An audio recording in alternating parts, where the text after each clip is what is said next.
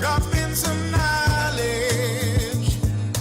Bring the people together. Time to make a connection. Yeah, right.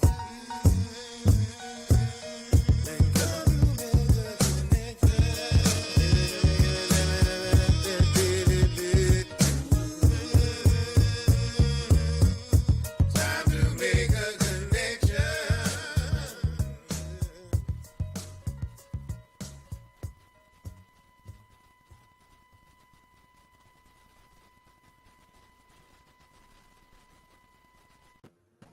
Hey, hey, everybody. Welcome to Making Connections. This is your girl, Aly. I hope everybody's having an amazing day.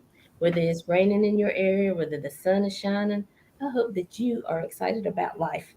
So, we are going on with this amazing show today, and I'm so excited. It's still early. Invite your friends, send them the link, tell them to join us because we're going to be talking to Robin White, your happily ever after marriage coach. And let me tell you, wait till you hear her story. Robin, you got your story ready, right? Oh, I have my story. So listen, as we come on, we have a lot of flyers about things that are going on in the neighborhood. We know that August is National Black Business Month. So, I just, ask you to support your black businesses, your local businesses, local farmers, people in your area, just to keep things going in your own community. And so it's National Black Business Month. So support your especially your small black businesses because small businesses we're up against a lot. So support, support, support. Tell somebody what they're doing. Even if the product's not for you, it could be for somebody right? Right. And I'm excited because next Monday coming, I'll be on the podcast takeover. It's Tiffany Brown's new group, and so it's going to be part of the private room. We get in there and we talk about grown people stuff. So it's a grown up conversation. So all these flyers will be in the Facebook group. So if you missed something, you missed the phone number, a date, a time, check it out in the Facebook group. So let's get to our guest, who is Miss, like I said, Robin White, and she is your happily ever after marriage coach. So, Robin, Mhm. what do you do? Well, first, let me thank you for having me on here today. I am honored to be your guest and to be able to share with your audience, okay, today. Now, as far as what I do, you know how some women will say that they don't feel loved and cherished in their marriage anymore. And so we've created programs that will help revitalize their marriage so they can get to that happily ever after they dreamed of when they said, I do. Okay, okay.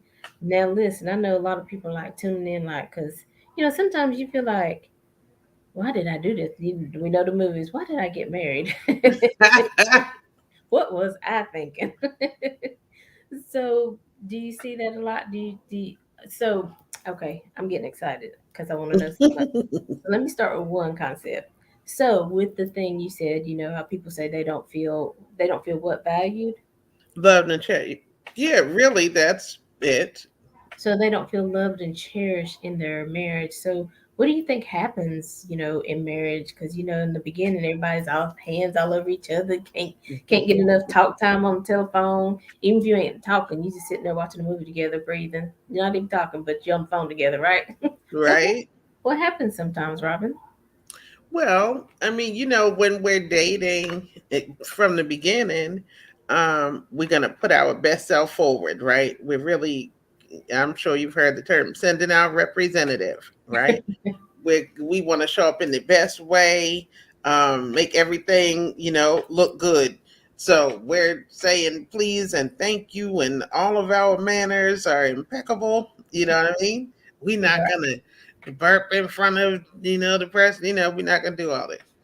But as time goes on and we get more comfortable, we start relaxing and being who we really are. Now, by the time we're married to somebody, we should feel very comfortable with them, right? And Right. feel comfortable being ourselves. The thing that happens is over time, both men and women, both sides begin to just get real comfortable and start taking each other for granted. Mhm. Um, that's I mean, the biggest thing that happens, people start taking each other for granted.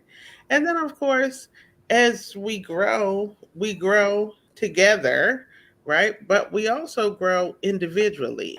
And Mhm. so the things we want change. The things we our needs. Now, there's first. Let me say there's a difference between needs and wants. Okay. Okay, your needs don't necessarily change. They are what they are. Um, I don't know if you are aware of Maslow's hierarchy of needs, I've heard of but the term, but I don't know it well. But yeah. yeah, well, Maslow's hierarchy of needs is it's a motivational, it's a psychological tool, and it describes what everybody needs, um, from your basic needs for air and food and shelter to safety needs like personal security and employment, resources. And then once those needs are met, you need love and belonging, friendships and intimacy and family. And each one builds upon the other, because if you don't have the lower one, you are not worrying about the other one. If you are living on the street, you're not worried about whether people, respect you or not, right? Right. Right. Because you're trying to make sure that you got a roof over your head. So you're not worried about esteem, which comes after love and belonging. And then finally, at the top is self actualization, you know, uh, where you want to be the best that you can be, right? Right. But if we don't have those lower things, we're not worried about the higher ones. And so when our so those are our needs, but our wants change. And if we don't communicate them to our partner, they don't know. I mean, it doesn't matter how long you've been with a person. And sometimes I'll hear people say, "Well, I've been with him long enough that he should know," right? But he Right. doesn't know. He doesn't know. He's not a mind reader. Just as you are not able to read his mind, you don't know what he wants. And what's the harm in telling a person?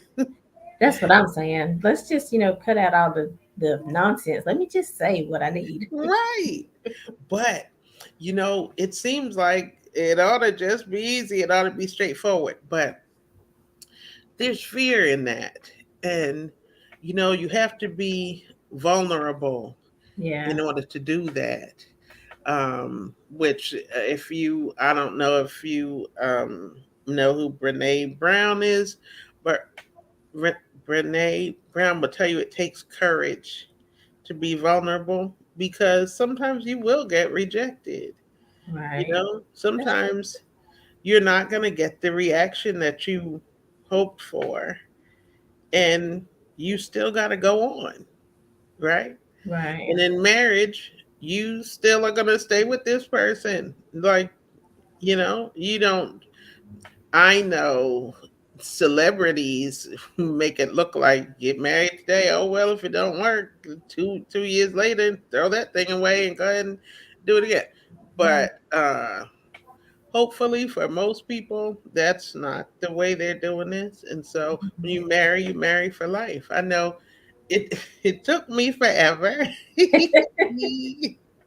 to finally get married, because I know that once I do it, that's Right. it. I'm not Right. doing it again. So when I married for life, which is part of the reason that it took me till I was listen, I was scared to do it.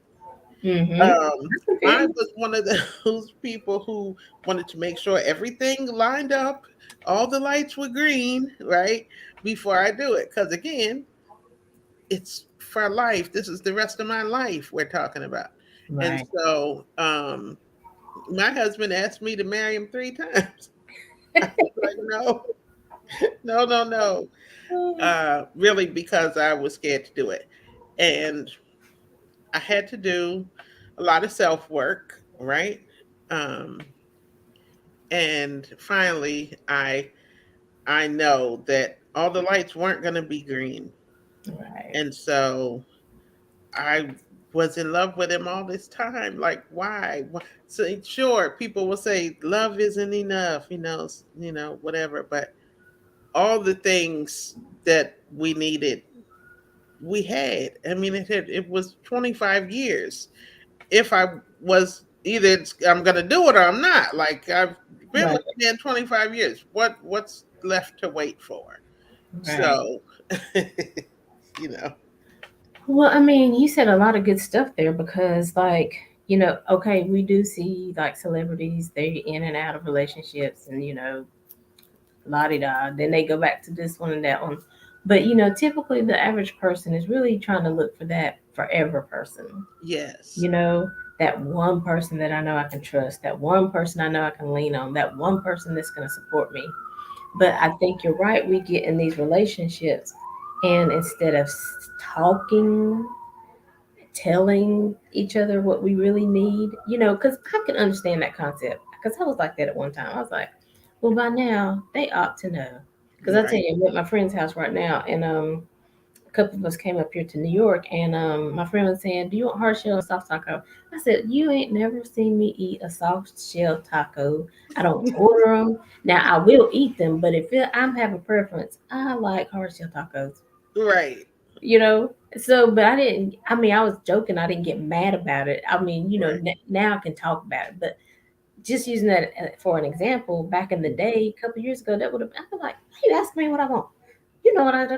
You get all, right, and I'm like, "Whew, girl, chill out. It ain't that serious." right, And that's what I had to get in myself in life. Is it really that serious that I want to take it that far? Just Mhm. remind them I want a hard shell taco, and let's eat.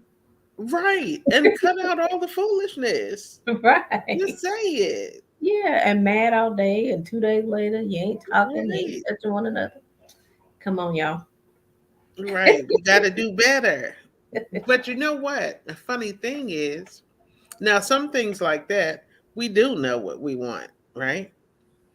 But other times we don't know what we want. Like we don't know how to articulate what we want. Hmm.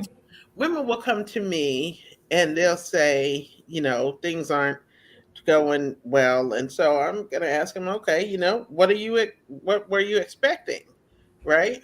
Hmm. Give me a picture of what you expect out of this relationship, right? Right. Okay. And then give me a picture of what it looks like now. Okay. And so they'll do this and they'll describe, things that are not going well. He doesn't talk to me, he's not as affectionate as he used to be, stuff like that.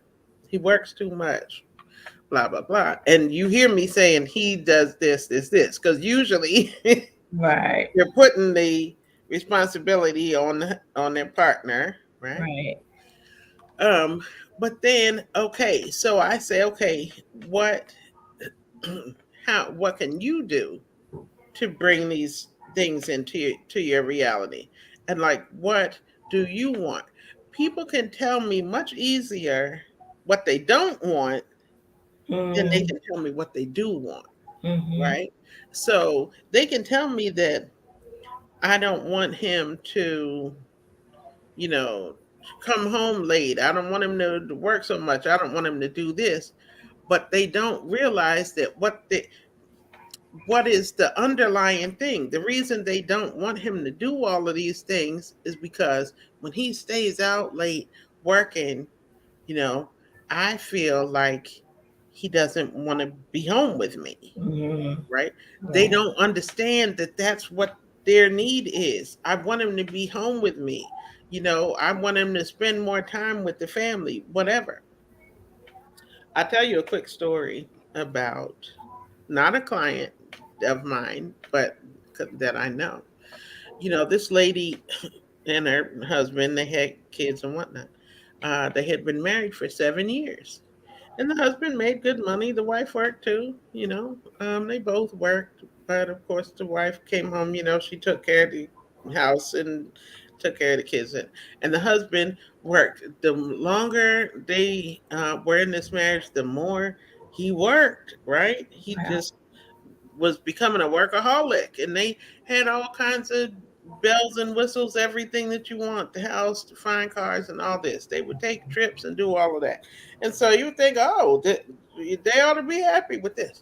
But no, no, no. The wife wanted him home, and she always complained that he worked too much. He worked too much. And they had gone to counseling, and they were about ready for divorce until Mhm. finally somebody asked the simple question, did you ever tell him, you don't want him to work all of this, and did you ever tell him? And the wife is saying that I don't need all of these bells and whistles. I just want him to come home. We Mhm. don't need this extra stuff. We can live way under this status that we're living. I just want him to come home. But she never told him. Oh wow. She complained all the time that she wanted him to come home, but she never said, we don't need all this extra. We can Mhm. be fine without it. You just come home. They were ready for divorce. She Wow. just needed to tell him, we don't need that. Right. Right. But she didn't do it. Mm. And so finally, amen, before they, got to this final step for divorce, somebody asked the question, did you ever tell him that you don't want all those extras? And she was like, no. And see, that's very interesting because I'm sure in her mind, every time she said, I want you to stop working so much, that she thought she was conveying the message that he needed to hear. You know what I'm saying? Right. But But in his he heart, he wasn't thought, clear. I'm taking care of my family, I'm making sure they don't lack for anything. But he wasn't hearing that, okay, but if you cut out some of these extra hours, I don't care if we don't take a vacation next year. Or Right. we can, take a vacation to the next state opposed to out of the country. You know what I'm Hmm. saying? So I think sometimes that's a big key that people are talking, they're saying stuff, but it's how they say it and exactly what they say. Right. You So have how to do you, be clear. yeah, so how do we know whether we're really conveying the right message or not? I guess if Well, it doesn't fix it, maybe. What do we do? yes, but also when tell convey a message to your partner, when you speak to your partner, you should get feedback. You should get um their understanding of what you're saying. Mm-hmm. So if she's saying, I don't want you to work all of this, but she's never saying to him, we don't need all of this stuff. If he said, well, if I don't work all of this, we're not going on trips and whatever. And she said, okay, fine, I don't care about the trips. Mm-hmm. It would have been done, right? Right. But he maybe didn't know to give that feedback, and she wasn't clear in what she was saying to him. She Right. probably thought she was saying to him, we don't need all of this extra, just come home. But she wasn't. He didn't Right. hear that. Right. And that's a good concept. I think that's where that communication comes in, because I even learned even in business, sometimes people will email and they'll want something. And so sometimes you think you're hearing this, but then they put another word down here that don't really equal what this thought goes to. And so I just reply back, okay, so for clarity, now Right. this is what you want me to do, A, B, C, just so I can Hmm. be clear.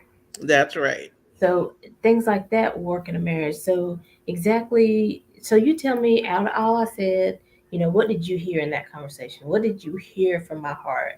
I think it's not simple. I'm not saying it's simple. Relationships are simple, but we have to find a way. to be able to communicate and communicate exactly what's in our heart. Right. Well, I'll say that it is simple. It's simple, but not easy, Okay. right? It's Yeah, there not you easy because feelings are involved there. You don't want to be rejected.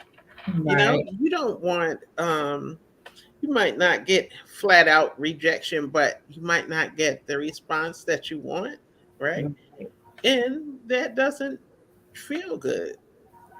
I mean, you want to feel good, but at the same time, we got to know that we're not going to feel good all the time, you know?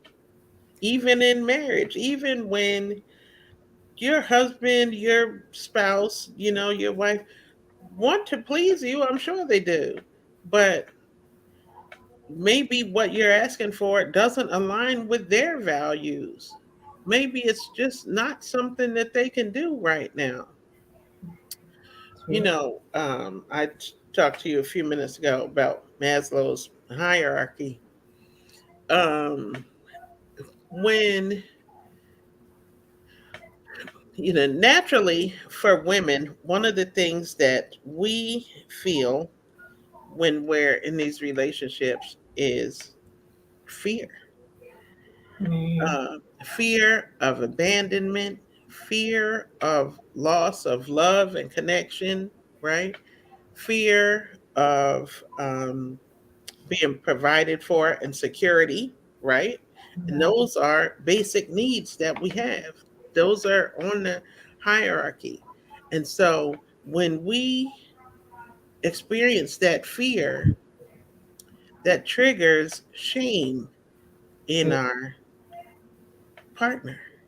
And so we feel afraid that we're not getting whatever it is. We feel afraid that if your husband loses his job, even though you know good and well y'all have a 6 month rainy day fund set up, right? Now you feel afraid that, oh no, we don't have enough money. He can't provide for us. You might not say this out. You might not even know that consciously that's what you're thinking, but you're experiencing this fear now. So you start doing things like telling the kids, no, we can't get that, right? We're not gonna buy that. You start buying cheaper cuts of meat at the store, right? You start you know saving, penny pinching, doing stuff like that. When your husband sees that you're doing things like that, now he feels ashamed because what he feels is you don't believe in his ability to provide for you. mm, Nobody is saying anything, but right. all of this is going on in the background, right? Okay. And so now there's conflict, but nobody is saying to the other what they're feeling in there because they don't even know to say it. Right.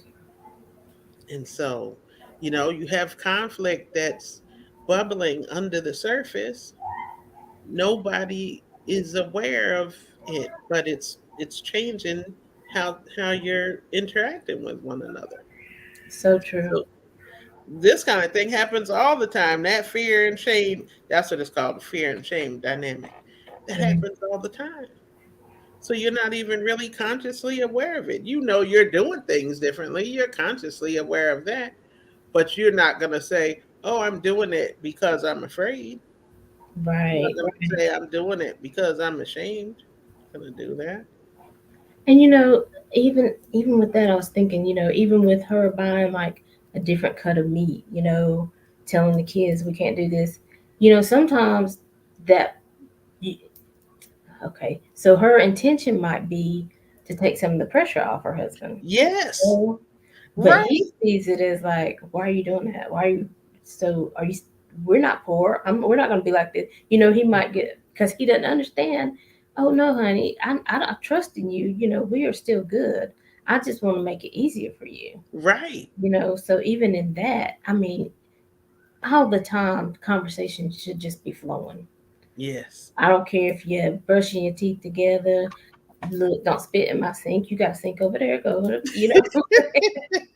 I mean, to me, what I keep hearing is the communication is muddled somewhere. Mm-hmm. You know, the meaning behind my actions. And even when you're talking about what's his law? What's the Maslow's Maslow? hierarchy. Mm-hmm. Yeah. There's also, the 5 love languages. I don't Yes, remember the name of that. absolutely. So you read that book, find out what your person's love language is, because Mhm. somebody could be giving somebody gifts all the time, leaving them, expensive things, spa day, some jewelry. But again, if they're never there or they never tell them they're pretty, these gifts might be great, but that might not be that person's love language. Absolutely. I need to hear that you think I'm beautiful, even when I wake up in the morning. I need to hear to say, "Oh, I'm glad you're home," because I want to talk to you about. It. Oh, I want, yours might be, I Hmm. need more FaceTime. I need more, you just admiration. I can't think what the 5 balls are, but love Right. languages are. But y'all get my point. So I mean, even that. But this person's thinking, I give her everything. She can go Right. anywhere. What's the problem? She said Right. something, but you're just not understanding the presence don't outweigh your presence. Exactly. Exactly. Girl, yes, because I tell you, it's funny because quality time is my love language. And my husband, the funny thing is, quality time is his love language too. Your love language of how you receive love might be one thing, how you show love might be another. And he shows love by giving gifts.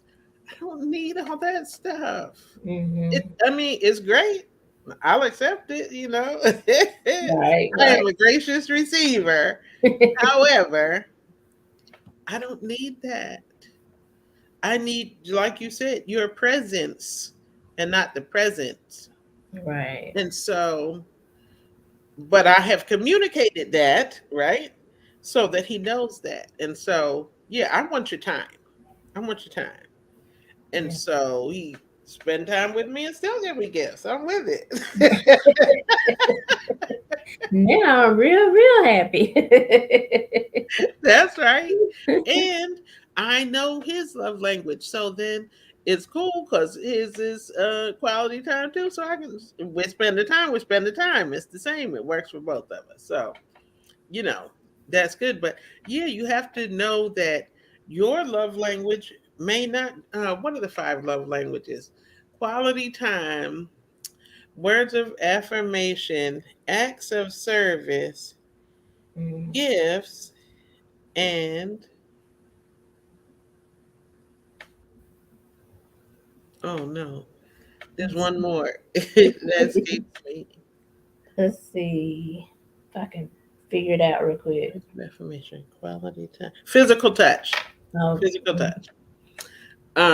So the way you receive love may not be the way that you show love. So that's the thing. And you need to find out from your person how they want to receive love. Because, you know, just so, because you want it one way doesn't mean that's they want right. So let me give you a scenario. So say I'm in a relationship and physical touch is my person's, it. thing. They like, and so they touching me all the time when I'm like, you quit touching me.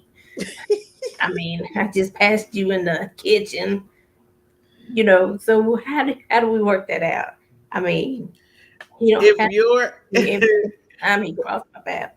it's funny because you know what? I used to be like, I don't want nobody touching me. Now, if I invite you to touch me, that's one thing, but otherwise, I don't want nobody touching me. It's creepy. I don't want people Yeah, saying. come down So low I and do understand what you're whatever saying.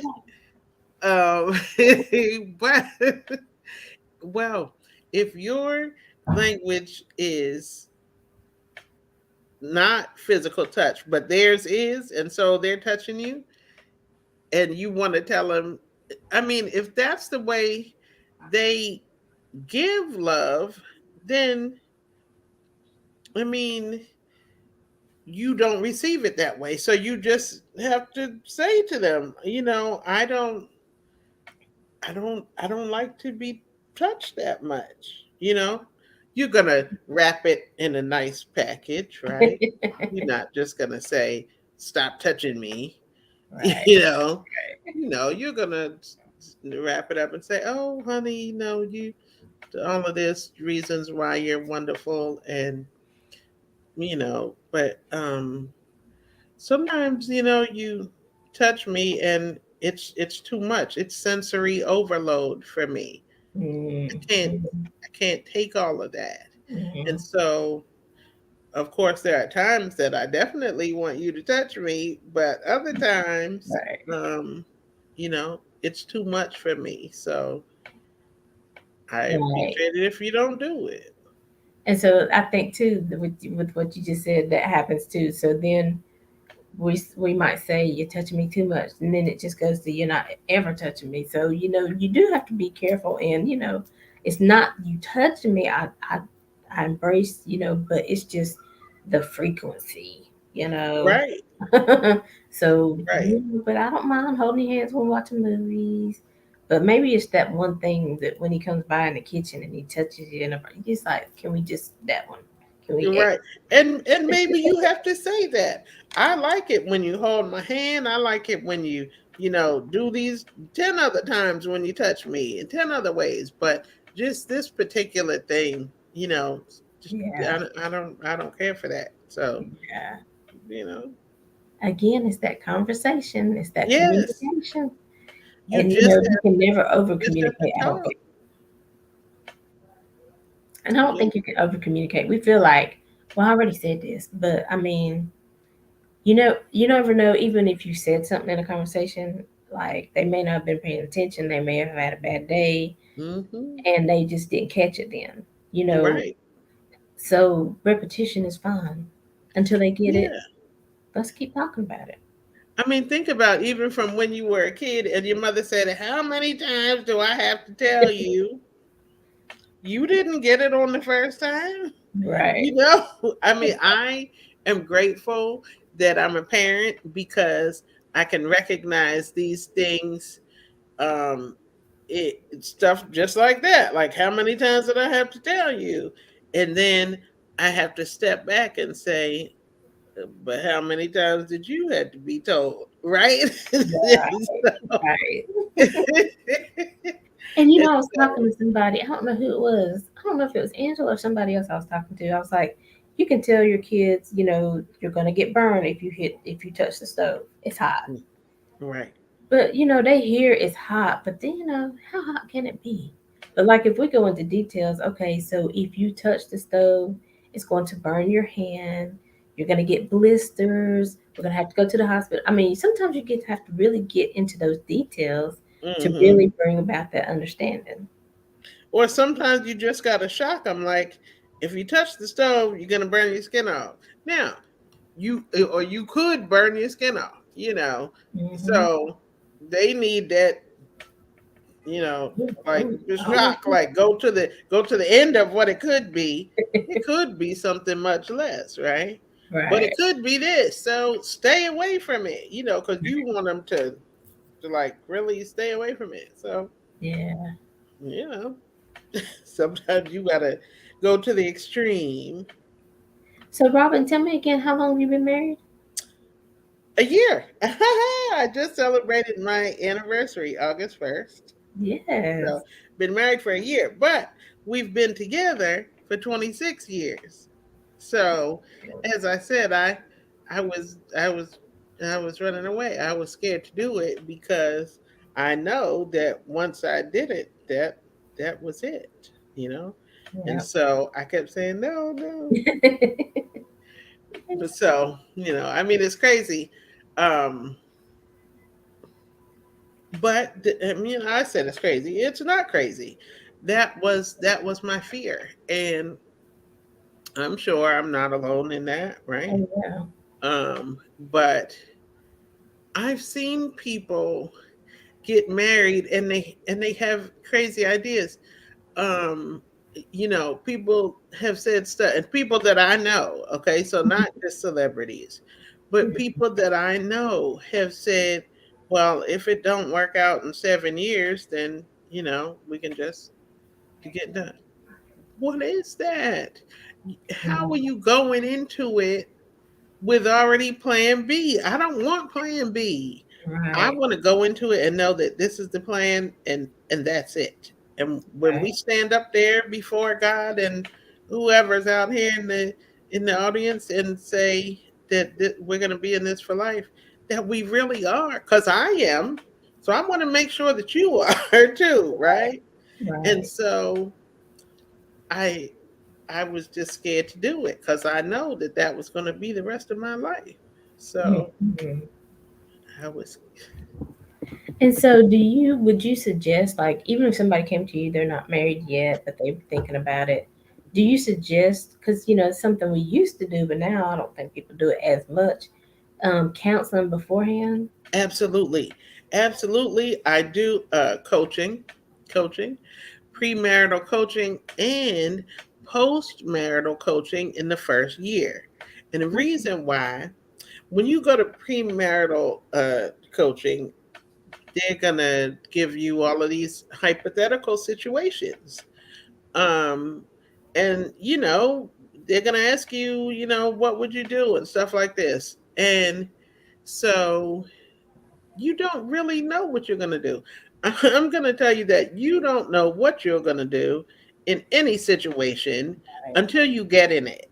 Because you might stand here right now and say, "Oh, if somebody did this to me, I would do XYZ." But then when it comes right here in your face, you do something else. Right. Okay, so you don't know what you're gonna do. So, sure, in the premarital thing, it's all of this hypothetical, and it gets you to think, right? Because that's part of what it's supposed to do, get you to think and know that everything is not going to be smooth and hunky dory the whole way. So, when these challenges come up, like these are some of the common challenges that come up. And so, what are y'all going to do? And so, it gets you to discuss these things together, right? In case you had not thought about this, this is something that can come up. And so, what are y'all going to Mhm. do? Okay, good. But then that first year of marriage is when you will make the most changes Mhm. together, because now where you were living separately for the most part, right? So I'm going to generalize, right? Because of course there are situations where people are doing different things. Right. um, you were living separately and now you're coming together. And I'm sure you've heard somebody say, you never know a person until you live with them. So all of that they seemed like when, you each left each other, oh, you had a great night, and now you go your separate way. Now you're not going anywhere. And you're with them 7 days a week. You're not with them 24 hours, but when they come home from work and they're grumpy and they need an hour to unwind and do all of this, you didn't know that before because they weren't seeing you until after that hour, right? So you never knew about this. So now they come home from work, you want to jump on them and blah, blah, blah, talk about your day, but they need an hour. And they're like, get off, like, give me some space. And now you're upset because they, say they want space. And oh, what does they want space means? And now, that sends you somewhere in your head because now back to Maslow, right? Now Right. you're afraid that what does that mean that they want space? They don't, he doesn't really want to be with me. All of this, right? Mhm. Yes, So, ma'am. so you know that that kind of stuff happens, but it's it's not that. It doesn't have to be that, right? Right. Um, So now I lost my train of thought right there, but I know we talked about communication and all of that. So you have to communicate. And so in the first year of marriage, you're learning the person's habits and you're seeing all of the things that you didn't see before. And Right. so when all of these changes come, sure, you discussed it in the premarital coaching, but now here it is. And so what are you actually going to do? And so you need somebody to stay with you and continue to coach you through these things because now they are actually happening. And so they need to remind you, you need a refresher about what they coached you on in the premarital counseling, and that's why I am an advocate for postmarital counseling in the first year. And I think that's really excellent advice because, you're right. I mean, even though you might have been to the person's house, of course, again, when you know somebody's coming over that you like, you're going to clean up a little bit more. You know what I'm saying? Right. But unless you go through the whole house, you don't really know if the whole house looks like this living room does, right? You're right. They done throwing clothes in the closet. Right. And so you get married and they Under still the doing what bed. they do, right? And they start doing what they do and leaving underwear all over the place and stuff. You be like, what? Wait a minute, who is? I didn't know you did this kind of stuff. Yeah. I'm not your maid, and we'll go. So you know, Right. but you're learning. But like you said, keep the communication open. Go Yes. to your counselor. And that's another thing. People really, you need resources. I know you're in this together, and you don't listen to everybody's voice because everybody has an opinion. Oh yes. But Oh you my gotta gosh. find somebody that you're both safe with, that will give you both an objective answer, opposed to a one-sided, like, because Right. this is my brother or this is my sister kind of answer, Right. right? Right. An unbiased, Unbiased. assessment of what, like a pastor or somebody, somebody outside. And you can't talk to, you can excuse me. I'm going to say that yes, you need to have trusted friends or advisors that you can go to. Now, first you want to look at, are they married or whatever? Like, have they been through this? Can they really show me the way? Right? Have they walked on this path? Because if your friend is single and out here doing whatever, um, how's she going to tell you what to do inside of your marriage? Right? You can't go telling your friends all your business, because that's betraying the trust of your husband. I'm of your partner, because would you be telling your friend that if your partner was sitting there? Excuse me. Like, if you wouldn't tell him it, if your partner is sitting there, then you shouldn't be telling it. You can't be telling all your business. Sometimes, you've heard of stories where the best friend uses that stuff that you told her about your husband. Now she done used it against you to try to get your husband, right? Oh, Sally Jane doesn't do this, but I will. So you can't Girl. be telling you can't be telling your business, right? So, but you do need the trusted advisors, and so um, those people who have demonstrated that their marriage is working, it's you know good, and or your pastor or whoever, somebody that's their job or profession or whatever. Those are the people you want to talk to. And that was the thing when back in 2006, when I had that situation with my well, now husband. Who did I go to? Like, I didn't know who to go to. My sister was married. My sister, who right now is just you know like the standard for me. Mhm. Okay. They've been married 33 years, and I see their marriage, right? It's Right. not like the celebrities or somebody on Facebook where you see the highlight reels. I see it because I'm right here. I'm a witness to it.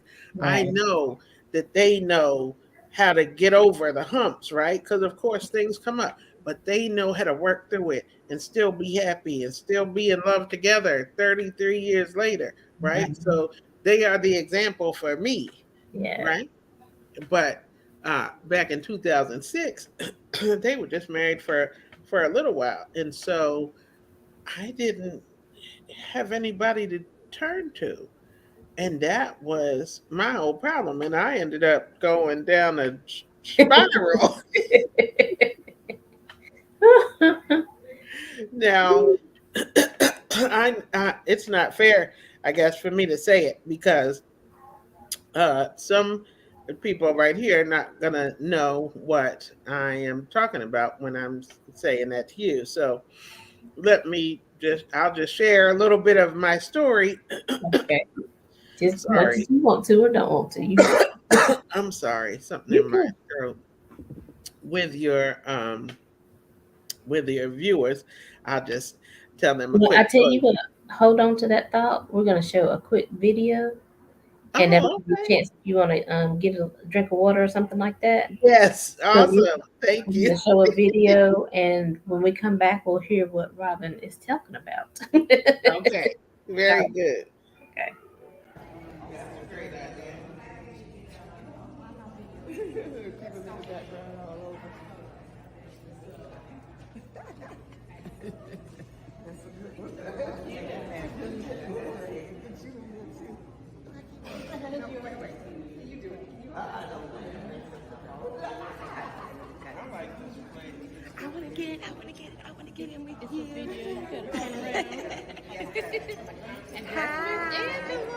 Hello. Hi, Conversations with Aly. Aly is here. She's in the house. She landed on Plymouth Meeting. She rocked it out. She told her story. Yay! Be sure to share her videos. Bye. Thank you, Angela. You're welcome.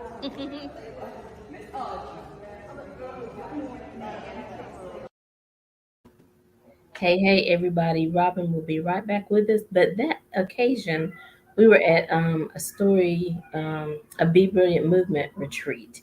And the lady that came in front of the camera at the end, that's Angela Durant. She was the host.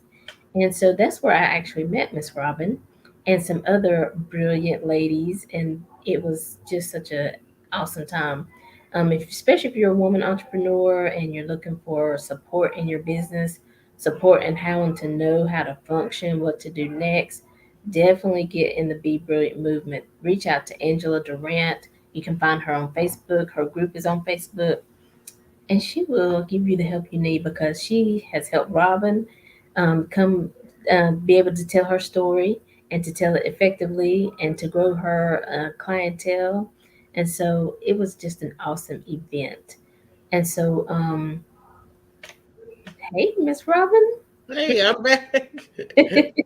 I Oh, was like, oh goodness, I don't know how to get back on. you good. But I was just telling them about how we met at the Be Brilliant Movement retreat in Oh Cuba, yes, Georgia. And so, just telling them if they need help in their business, especially women entrepreneurs, that Angela is the go-to person. So I was just telling them a little bit about that. absolutely. Ange is wonderful. She is a branding strategist, and branding is not just people think your brand is about colors and stuff like that. Branding is not. Branding is about you, and it's about what's inside of you. There's branding in your business, branding in your personal life, branding in everything that you do. So yes, Ange is awesome. Angela is awesome. If you need a branding strategist, then Angela Durant, the founder of the Be Brilliant movement, she is That's your the ticket. answer. Uh-huh. And the young man that we had on the show last Monday, Eric, is part of that team. So you already saw how brilliant he is and how he comes up with stuff. So we're just telling you, that's what we do, make connections here. Right. I love Eric. He is so sweet and knowledgeable. Mhm. Great team. But we're not gonna let you off the hook yet. Your happily ever after marriage coach, Robin White. What are you talking about? Well, I mentioned to you 2006 because I know you know the deal, but your guests don't. And so I will say to them that I am living my happily ever after now, but it hasn't always been this way. And back in 2006, we were 10 years into the relationship, And I just had a feeling that something was off. And it wasn't anything that I could really put my finger on, but my intuition was telling me that something wasn't right. And so, when you get that feeling, you have to address it. You have to see what's going on. So I checked in with him to see if we were okay. And he said, "You need to stop thinking so much, and we're going to be together forever." But that didn't satisfy me because I still felt that something was wrong. And so it wasn't long before I got my answer because one morning he went out to the store and he left his computer on the bed and he left it open. It was on. So I read his email. And the first thing that I saw was an email from a dating site. And I was just shocked. Like, my mind was racing, my heart was pounding, I'm sweating, and I knew this really couldn't be happening, but it was. And the problem was that by now, 10 years in, I was invested in this relationship and we had kids. And I mean, we loved each other, right? So now, I don't know if you have ever been cheated on, but let me tell you, it's not the act of cheating that hurts so much, it's the betrayal. Okay, the betrayal. And you can be betrayed in your relationships in all kinds of ways. Mhm. So, not just, infidelity, but that's when I hit rock bottom and I started blaming myself for whatever wasn't going right and trying to do everything I could think of to get his attention back on us. Because at that time, I didn't understand that his choice was more about him than it was about me. And Mhm. I just felt so desperate that, I finally even talked him into attending a swing party. But by the time I did that, I knew that things had gone way to the left. Okay. Mhm. Because I felt dirty and I felt alone and I just felt dark and just empty, Mhm. and at that time nobody knew how to help me. I didn't know who to turn to. Like, the advice that I had gotten from my coworkers and my friends hadn't worked, and so I didn't know what else to do. But then something changed, something happened that changed everything, which was that I got on my knees and Mhm. I cried out to God, and He answered me. Mhm. And then I plunged myself into every book and course I could find about how to fix your relationship and that. And I'll tell you, there was a lot of, good stuff out there. There was a lot of useful stuff, but there was also a bunch of junk that was just meant to get my money. But what I noticed throughout all of this was that there was a theme. And the theme was that the change was up to me, that the change that I wanted to see in my relationship was up to me. So I began to do the work and to become more self aware and to examine my relationship, the strengths and the weaknesses of it, and to get clear about what the relationship represented for me and what I needed from it, what I needed from my boyfriend at the time, right? Husband now. What I needed from him, and even what I needed from myself. And then I used that knowledge to influence him to make decisions that were best and would benefit both of us. And we started to see the changes. I mean, I through with all of that, I cracked the code on relationship restoration and I used it fully to restore my own. And so now here we are 15 years later. And like I said, last year we were married and we made it through some of the darkest times in our relationship, and we both continue to grow because you never know everything, you're never finally there, Right. but we continue to grow and to learn about ourselves and each other. And, I mean, the bottom line in it is that you have the power to change your situation, and you have enough influence to be the change that you want to see. And you don't have to wait 15 years to Mhm. do it, right? It Right. doesn't have to take 15 years because you now you could work with somebody like me, right? Because Exactly. I've walked that path already. I've done the work. I've studied it.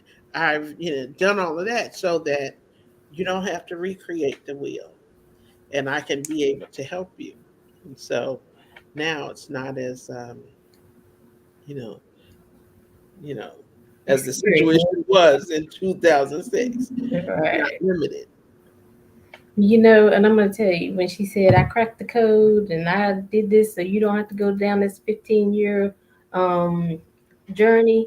Everybody in the room was like, "I want more. What's your number? How can we get?" Like, I need Absolutely. some answers. I need some understanding. So I could tell you that, that's just part of what she's been through. But she stayed the course. She, prayed to God, she changed things around. She looked for a decision for herself, you know, Yes. that could be applied to the whole relationship, the whole union. And Yeah. so, I just say, if you are needing some help, if you're a little confused, if you think, because I believe in anything. It's we always say on the show, I believe anything can get better. Right. Even with your health, you might not be as you were when you were 18, but you can get better. You Hmm. know, your mobility can get better. Your mindset can get clearer. There's your heart can get fixed. You know what I'm saying? So Yes. there's lots of work to be done and resources available now. Because, like you said, 15 or 16 years ago, we didn't talk about certain things still. Right. Things were taboo. Right. I'm like, well, how are we gonna get help if we can't talk about it to somebody? Right. Who's out there trying to help us through this thing? And so, Robin, I really appreciate you coming on the show today, sharing your story, telling us about, your relationship, and giving us a lot of insight on what we need to do to make sure that we can have our happily ever after. Because Yes. dreams do come true. Yes, they do. Yes, they absolutely do. And there, let me just say one more thing. Happiness is a choice. Mhm. You can choose to be happy at any time. Yep. Everything doesn't have to all the lights don't have to be green. You don't have to wait until this happens for you to be happy. You Yeah. can be happy right now. You Yeah. just have to choose it. So that's why you can be happily ever after, because you can be happy from right now, and you can continue for the rest of your days to be happy. You just have to choose it. That doesn't mean you're not doing work in the background, right? Right. Because you're still learning and growing. And as I said, you never get there. You never finally know everything, right? Right. But you can be happy right now. So Exactly. now you asked me about my number. My Yes. number is 301 646 8425. So it's 301 646 8425. My email address is robinwhite at yourhappilyeverafter.us. Not .com. It's .us, like .us, right? We're going to work together. Your Yeah. happily ever after.us. And then you can find me on Facebook. I have a private Facebook group. It is Happily Ever After with Coach Robin White. So you can look that up on Facebook, Ooh, and just, you answer a couple of questions, and then the admins can let you into the group. awesome. I love it. I love it. Rob and I could talk to you for another hour, but we have to go, unfortunately. But this is a good conversation, and I think we can still even have more conversations dealing with branching out into the different levels of Yes. relationship and marriage and all that good stuff. So now you're part of the family. If you ever have anything going on, you're having an event, a webinar, let us know. We will definitely post it and let people know how they can connect. And so I do appreciate you coming on. Again, this is Robin White, your happily ever after marriage coach. Check her out. Go to her Facebook group. If you're needing some help, needing some wisdom, and maybe you're still a little afraid to share just yet, go to the group and check it out and see what's happening there. Definitely reach out to Robin because we need people like Robin to help us navigate these relationships because we don't want to keep letting that statistic of divorce go up. We want it Right. to go down because it's something we can do. It's attainable. We just have to be on Absolutely. the same level and figure out how to make it work. So don't give up just yet. Keep trying. Give Robin a chance to help you along the way. But Yes. we have got to get out of here. You guys know we are making connections with Aly. We're here every Saturday at 12 noon and every Monday at 2 p.m. Make sure you go to our Facebook group. All the videos, every time we do a video, is in the Facebook on the Facebook page and in the Facebook group. Make sure you share this video with somebody that you know who's married or might be in a rocky situation or might, be feeling like they're leaning towards divorce because they just don't know what else to do. Definitely share this video. Um, and come back and tell us, some of your success stories, how Robin helped you through this interview. We'd love to hear that. And Yes. so, we're going to get out of here. But thank you again, Robin. Um, Thank you for having me. yes, I hope to see you again soon. Oh, definitely. So, as always, until next time, we're leaving you with love, positivity, and good vibes. Have a great day, everybody. Bye bye. Bye.